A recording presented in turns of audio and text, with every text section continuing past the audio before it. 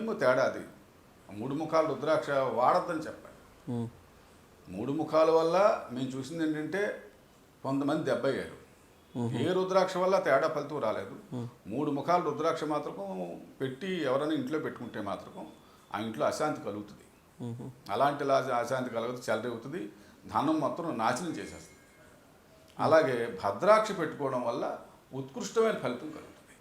అంటే మంచి ఫలితం భద్రాక్ష వల్ల ధనం లెక్క పత్రం లేని ధనం వస్తుంది భద్రాక్ష వల్ల. ఇదిగో భద్రాక్ష, ఇది చూపెట్టండి ఒకసారి. భద్రాక్ష, ఈ భద్రాక్ష జోబీలో పెట్టుకోవాలి. పెట్టుకుని వెళ్ళమనండి, ఎంత డబ్బు కావాల్సిన వస్తుంది, అందులో ఏం అనుమానం లేదు. ఈ భద్రాక్షను చూపించండి. భద్రాక్ష ఉంది, 6 ముఖాల రుద్రాక్ష ఉంది, షణ్ముఖి ధరించడం వల్ల వాడికి అన్ని విద్యలు చేకూరుతాయి, అందులో ఏమాత్రం అనుమానం లేదు. సప్తముఖి షణ్ముఖి దాకా ధరించవచ్చు.